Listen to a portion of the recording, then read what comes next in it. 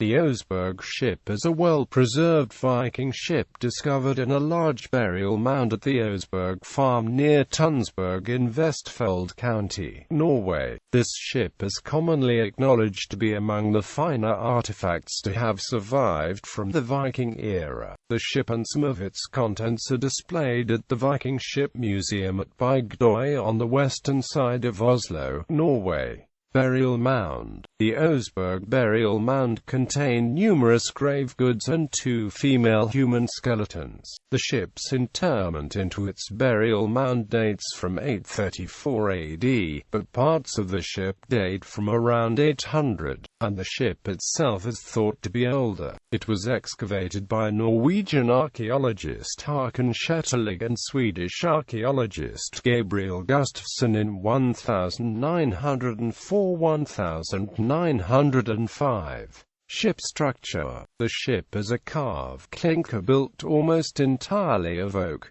It is 21.58 meters long and 5.10 meters broad, with a mast of approximately 9 to 10 meters. With a sail of c.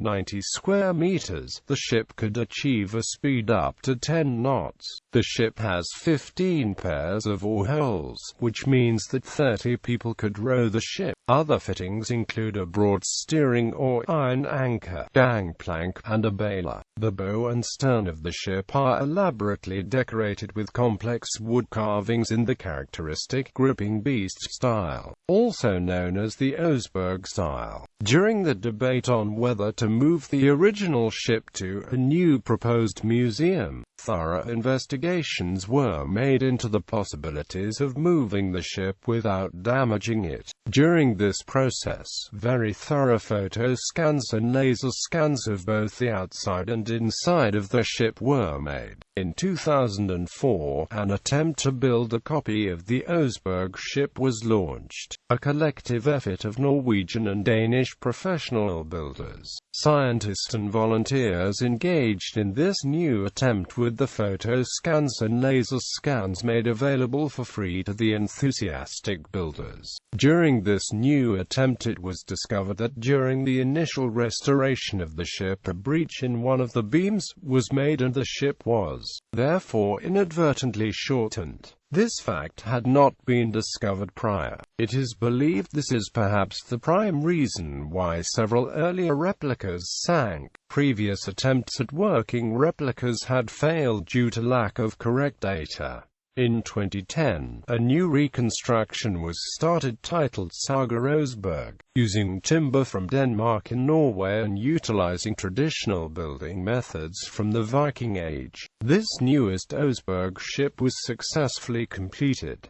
On the 20th of June 2012, the new ship was launched from the city of Tønsberg. The ship floated very well, and in March 2014 it was taken to open seas, with Færder as its destination, under full sail. A speed of 10 knots was achieved. The construction was a success, the ship performing very well. It demonstrated that the Oseberg ship really could sail and was not just a burial chamber on land. Human remains. The skeletons of 2 women were found in the grave of the ship.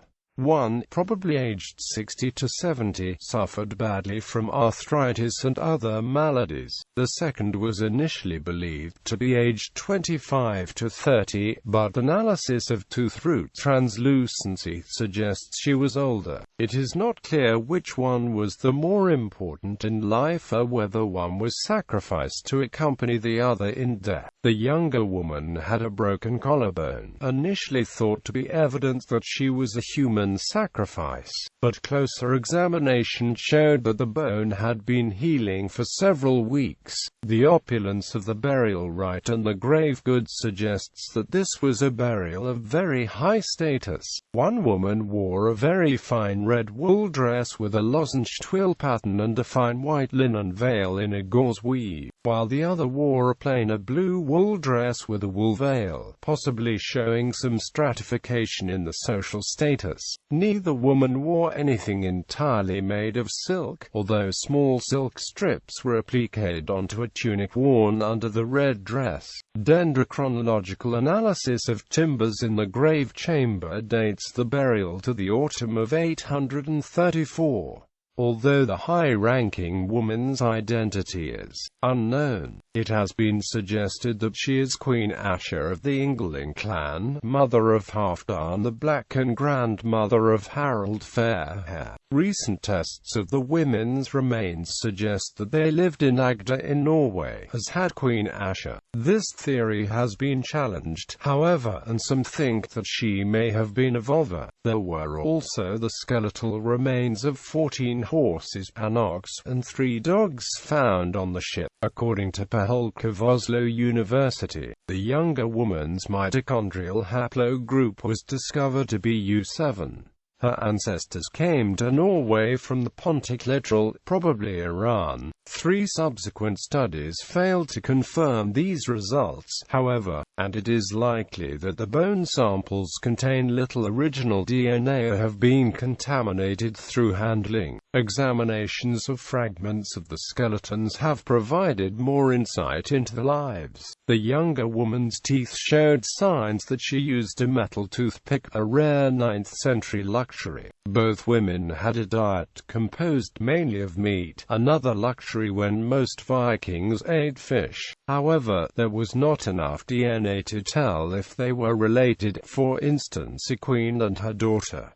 Grave goods. The grave had been disturbed in antiquity, and precious metals were absent. Nevertheless, a great number of everyday items and artifacts were found during the 1904–1905 excavations. These included 4 elaborately decorated sleighs, a richly carved four-wheel wooden cart, bedposts, and wooden chests, as well as the so-called Buddha bucket, a brass and cloison enamel ornament of a bucket handle in the shape of a figure sitting with crossed legs. The bucket is made from yew wood, held together with brass strips, and the handle is attached to 2 anthropomorphic figures compared to depictions of the Buddha in the lotus posture. Although any connection is most uncertain, more relevant is the connection between the patterned enamel torso and similar human figures in the Gospel books of the insular art of the British Isles, such as the Book of Durrow.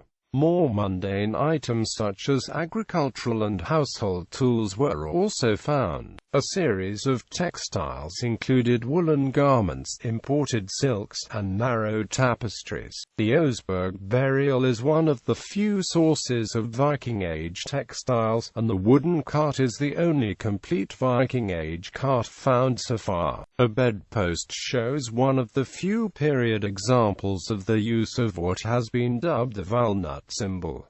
Ship to remain at current location. The conservation of the wooden artifacts is an ongoing problem. On May 3, 2011, 13 years after debate began over the disposition of the ship, Norwegian Minister of Education Kristin Halvorsen stated that the ship will not be moved from Bygdøy.